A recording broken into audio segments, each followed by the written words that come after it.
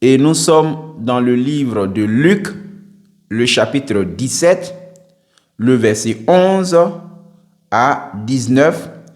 Et je vais lire la parole de Dieu avec vie.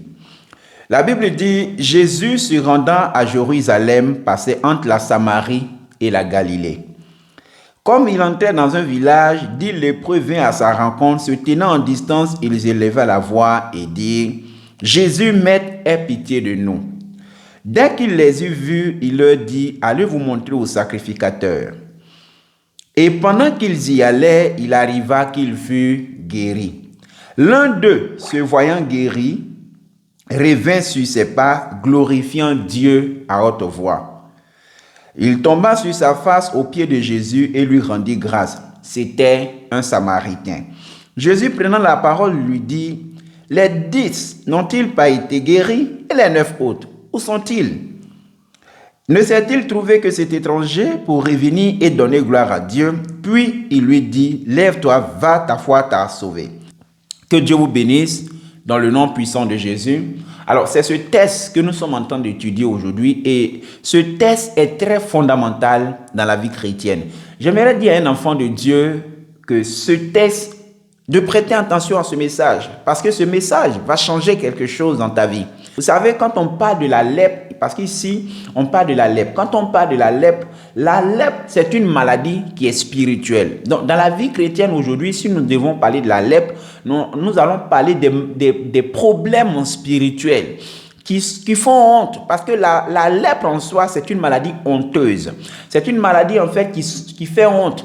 Et ces personnes qui étaient lépreux, on les avait mis hors de la ville. C'est-à-dire qu'ils n'avaient pas le droit d'être avec les autres. Vous savez, le péché vous sépare non seulement de Dieu, mais le péché vous sépare de la présence des enfants de Dieu. Le péché fait que vous êtes tous dans le temple de Dieu, mais il y a des gens qui sont dans la présence de Dieu et d'autres qui sont en dehors de la présence de Dieu parce que la présence de Dieu est spirituelle. Donc, ils ont été mis en quarantaine, si on peut dire. Ils ont été mis hors de la ville, c'est-à-dire chassés de la présence, si aujourd'hui on doit l'interpréter, chassés de la présence de Dieu, c'est-à-dire que leur communion avec Dieu est brisée et donc ils ne sont plus en parfaite communion avec Dieu, ils ont été hors de la ville. Comme aujourd'hui il y a beaucoup d'enfants de Dieu qui sont hors de la présence de Dieu, tout simplement à cause des lèpres qu'ils ont. Et quand on parle des lèpres, je l'avais dit, la lèpre c'est une maladie spirituelle. La lèpre c'est une maladie qui fait honte. Donc ça est là à quelque part caché. Mais quand tu regardes la chose, ça t'empêche en fait de briller spirituellement. Ça peut être l'impudicité, ça peut être la pornographie, ça peut être la masturbation, ça peut être une maladie, un péché que tu caches en toi-même que personne ne connaît. C'est ce que la Bible appelle la lèpre. Donc quand on parle de lèpre, c'est une maladie qui te sépare de la présence de Dieu. Ça peut être même peut-être la drogue, parce qu'il y a des gens qui sont chrétiens, mais qui continuent de se droguer. Il y a des gens qui sont chrétiens, qui continuent de fumer, qui continuent même de boire. Donc, quand on parle de la lèpre, ça peut être en toi quelque chose qui t'empêche de voir la gloire de Dieu, qui t'a mis en dehors de la présence de Dieu, qui fait que tu vas à l'église, mais tu n'es pas dans la présence de Dieu. Ça fait que tu es avec les frères en Christ. Ils sont dans la présence de Dieu, mais toi, tu n'es pas dans la présence de Dieu parce qu'il y a quelque chose qui te sépare de la présence de Dieu, comme les 10 lépreux qui ont été mis en dehors du village. Ils ont été chassés. Ils étaient en dehors du village. Mais je vais dire à un enfant de Dieu, peut-être que pendant que je parle, tu es en train de voir une lèpre dans ta vie, une lèpre dans ta vie qui fait honte, une lèpre avec laquelle tu luttes, qui t'a séparé de la présence de Dieu, qui fait que tu ne vois plus la gloire de Dieu, qui fait que ta vie n'avance pas. Mais pendant que je suis en train de parler, j'aimerais attirer ton attention pour les 10 lépreux, pendant qu'on les avait mis hors de la ville, pendant qu'ils étaient en dehors du village, la Bible révèle que c'est là où eux ils étaient, c'est là-bas Jésus est allé passer. Là où on les avait mis hors de la ville, c'est là-bas Jésus a trouvé pour aller passer. Je vais dire à un enfant de Dieu, tu as été séparé de la présence de Dieu, mais Dieu te cherche. Je vais répéter la phrase. Tu as été séparé de la présence de Dieu, mais Dieu te cherche. Dieu ne t'a pas rejeté à cause de ton péché. Dieu ne t'a pas oublié à cause de ton péché. Dieu n'aime pas le péché, mais Dieu aime le pécheur. Faut pas penser que parce que tu es dans la masturbation, Dieu ne t'aime pas. Faut pas penser que parce que tu es dans l'impudicité, Dieu ne t'aime pas. Faut pas penser que parce que tu es dans la pornographie, Dieu ne t'aime pas. Le péché t'a séparé de Dieu, mais Dieu te cherche. Le péché t'a éloigné de Dieu, mais Dieu te cherche. Il ne veut pas que tu meurs dans ton péché. C'est pourquoi là où étaient les 10 lépreux, c'est là-bas Jésus est allé passer. Il allait passer sur les chemins, comme pour dire je vous cherche, comme pour dire je vous aime. Donc tu es dans le péché, tu luttes avec le péché, mais Dieu me charge de te dire qu'il t'aime malgré le péché dans lequel tu es. Il t'aime malgré la lutte dans laquelle tu es. Si simplement tu peux ouvrir les yeux comme les 10 lépreux et voir Jésus passer à travers le message, Jésus est en train de passer à travers la parole. Et quand ils ont vu Jésus passer, ils ne se sont pas tus. Quand ils ont vu Jésus passer, ils n'ont pas fermé les oreilles. Ils n'ont pas aussi fermé la bouche. La Bible dit que les 10 vont voir Jésus passer. Qu'est-ce qu'ils vont faire? Ils vont ouvrir la bouche et puis ils vont parler à Jésus. Ils vont ouvrir la bouche, ils vont dire une parole à Jésus. Ils vont dire à Jésus, Maître, aie pitié de nous. Ils étaient 10, ils ont eu tous la même prière. Ils étaient 10, ils ont eu tous la même prière.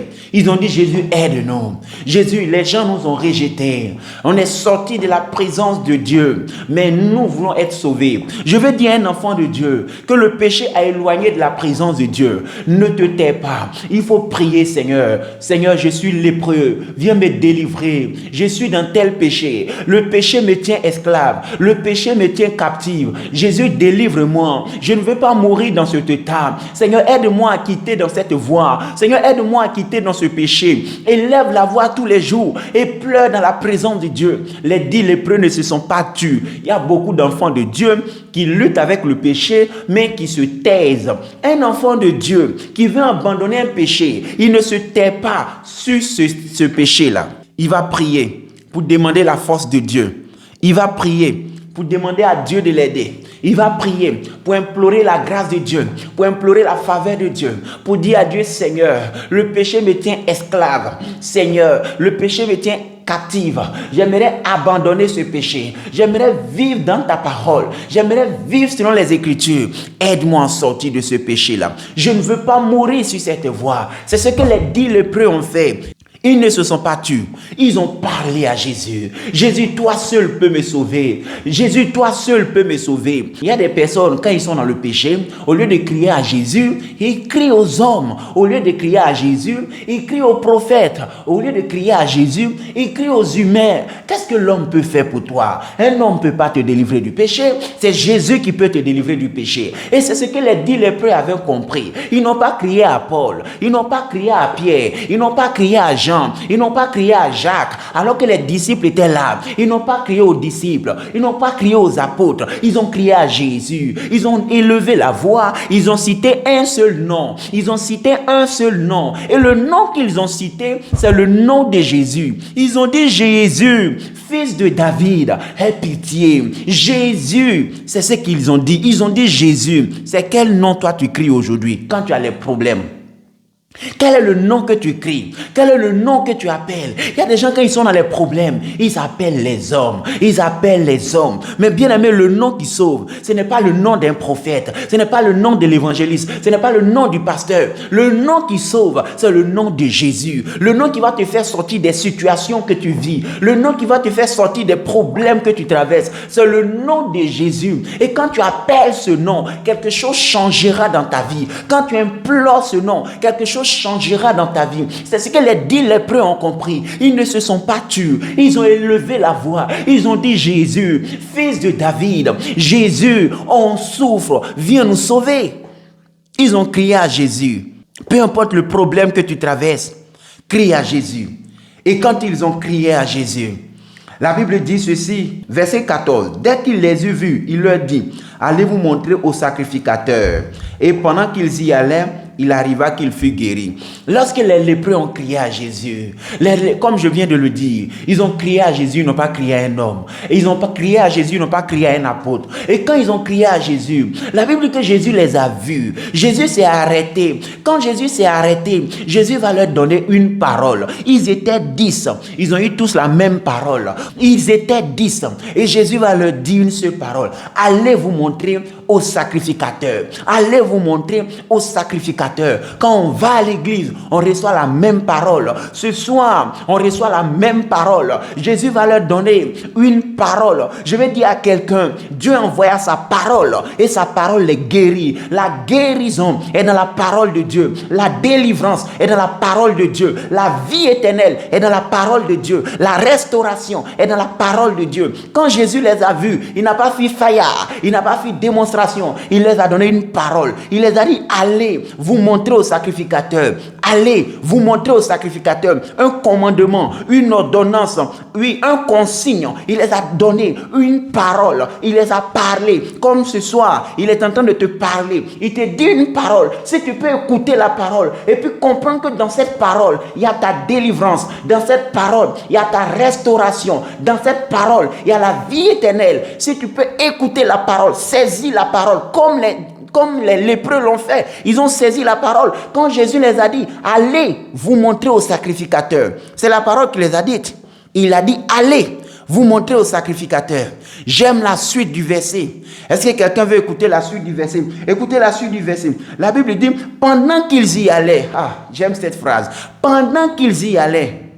Est-ce que quelqu'un peut écrire en commentaire pendant qu'ils y allaient? Est-ce que quelqu'un peut répéter là où il est assis pendant qu'ils y allaient? Est-ce que quelqu'un qui est en train d'écouter avec passion, comme je parle avec passion, peut dire pendant qu'ils y allaient? La Bible dit, quand Jésus les a vus, il les a donné une parole, une ordonnance. Il les a dit, allez vous montrer au sacrificateur. Mais la suite du verset dit, pendant qu'ils y allaient.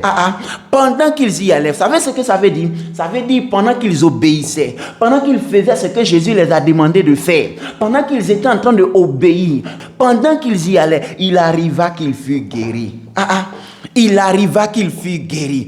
Pendant qu'ils y allaient, il arriva qu'il fut guéri. Donc si vous avez compris, ils ont été guéris pendant qu'ils obéissaient. Ils ont été guéris pendant qu'ils se soumettaient. Vous savez pourquoi? Ils ne sont même pas arrivés avant d'être guéris. Mais quand ils ont commencé à obéir, la guérison est venue. Donc ils sont même, Jésus a dit, allez vous montrer au sacrificateur. La Bible n'a pas dit, quand ils sont arrivés, ils ont été guéris. Non.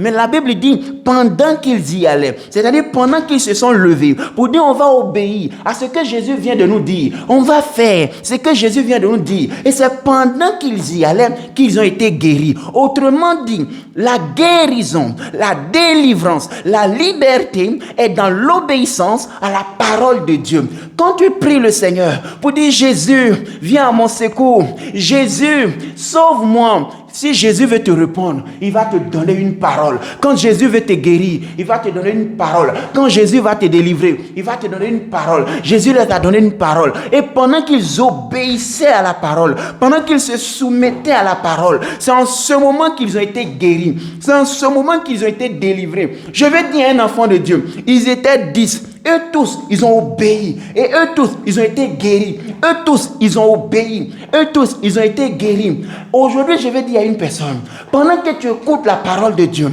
et que tu te soumets à la parole de Dieu, sache que ta délivrance est dans la parole de Dieu.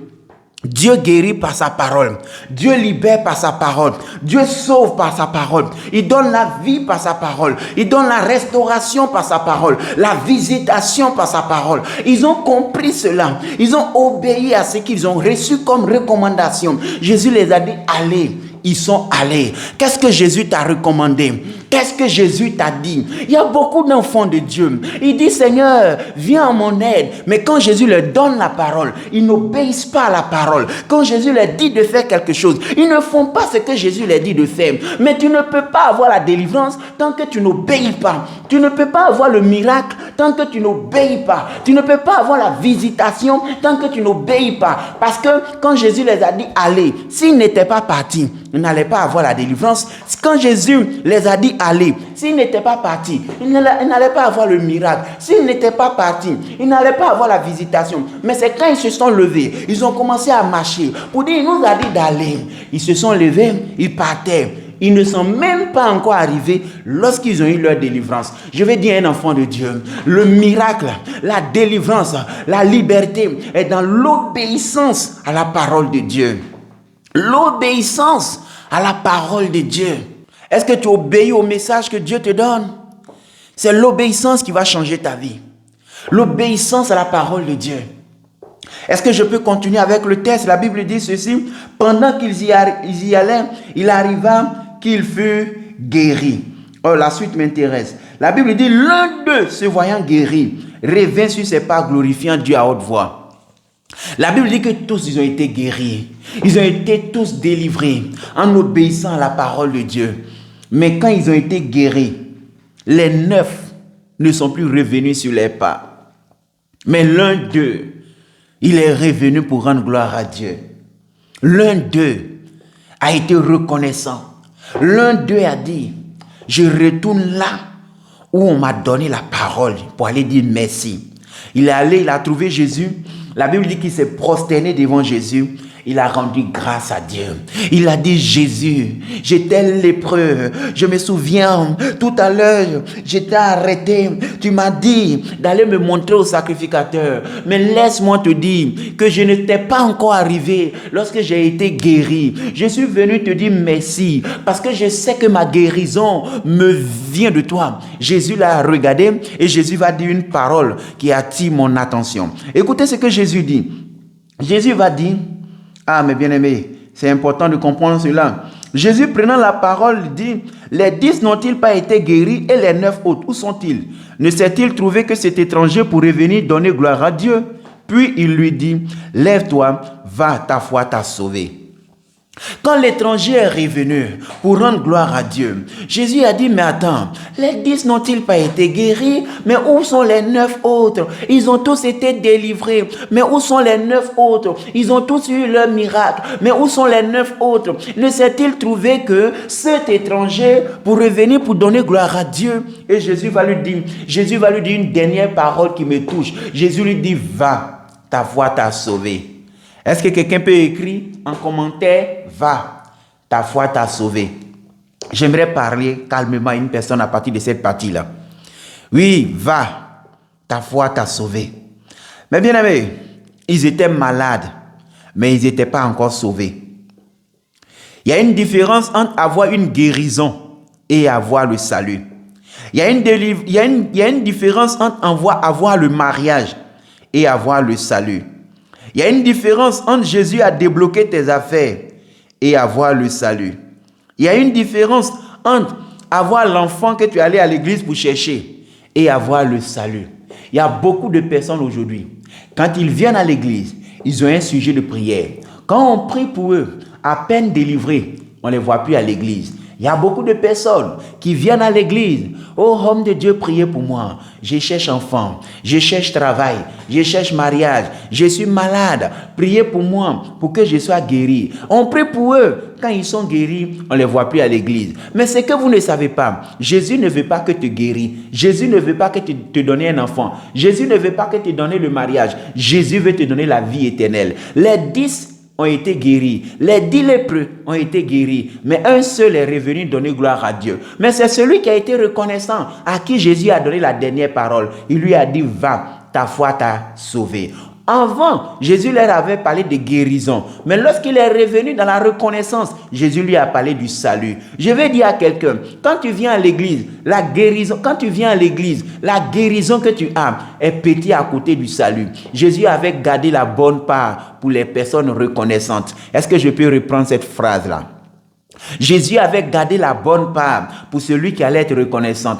les 10 lépreux qui avaient été guéris n'avaient pas compris qu'en plus de la guérison, il y avait le salut. Ils n'avaient pas compris qu'ils pouvaient être guéris sans avoir le salut. Mais c'est ce Samaritain qui est revenu sur ses pas, qui est revenu, qui a dit à Jésus, oh Jésus, merci, qui l'a reconnu, qui s'est mis en genoux, qui lui a dit merci. Jésus lui a dit, comme pour la guérison, tu as été reconnaissant. Laisse-moi te donner quelque chose de plus grand. Tiens le salut.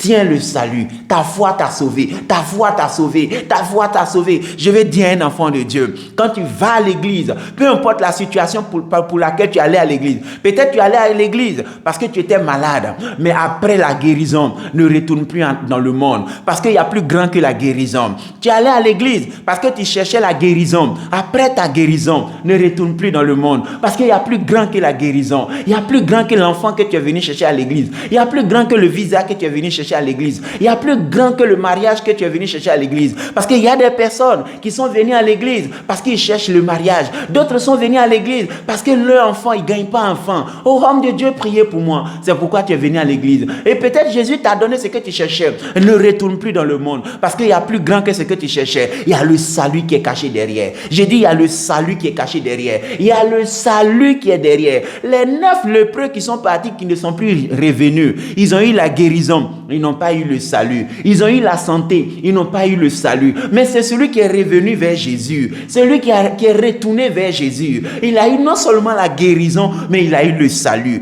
Il a eu la guérison, mais il a eu le salut. Bien aimé, quand Jésus t'a donné quelque chose, il t'a donné du travail, ne l'abandonne pas à cause du travail. Parce que si tu l'abandonnes, tu auras eu le travail, mais tu ne vas pas avoir le salut. Ce que Jésus veut te donner, c'est plus grand que le travail que tu cherches. Jésus veut te donner la vie éternelle.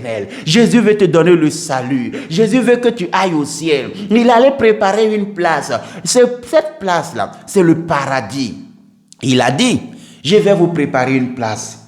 Quand je vais partir et que je vous aurai préparé une place, je viendrai vous chercher afin que là où je suis, vous y soyez aussi. Est-ce que vous comprenez? Il dit, je viendrai vous chercher afin que là où je suis, vous y soyez aussi. Jésus allait préparer une place. Jésus allait préparer une place qui est le paradis, une place qui est le royaume des cieux, une place qui est la vie éternelle. Il viendra nous chercher, il viendra chercher ceux qui se sont attachés à lui, il viendra chercher ceux qui sont restés fidèles, il viendra chercher ceux qui l'ont aimé. Il y a beaucoup de personnes aujourd'hui qui viennent à l'église et qui prennent Jésus comme un marabout. Jésus n'est pas un marabout, il ne veut pas te guérir et puis tu vas repartir. Il ne veut pas te donner enfant et puis tu vas repartir. Voilà pourquoi il y a beaucoup de chrétiens. Comme vous prenez Jésus comme marabout, c'est pourquoi vous tombez sur des prophètes qui vous disent envoie l'argent, envoie l'argent. Parce que tu prends Jésus comme marabout et comme le diable aussi, il a déguisé certains prophètes, certains marabouts en prophètes, donc vous vous rencontrez encore à l'église. Mais les vrais chrétiens qui recherchent le salut, ils n'iront pas dans les endroits où on les ment. Est-ce que vous comprenez? Nous, on veut le salut.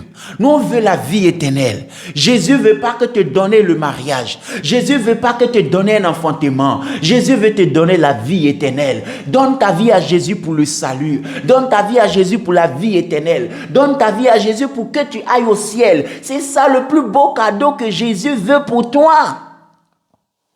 Combien de personnes aujourd'hui abandonnent Jésus parce qu'ils sont venus à l'église pour un problème, ils ont eu les ossements. Voilà pourquoi il y a des gens, ton exaucement tarde. Parce que Dieu sait que quand il va t'exaucer, tu vas l'abandonner.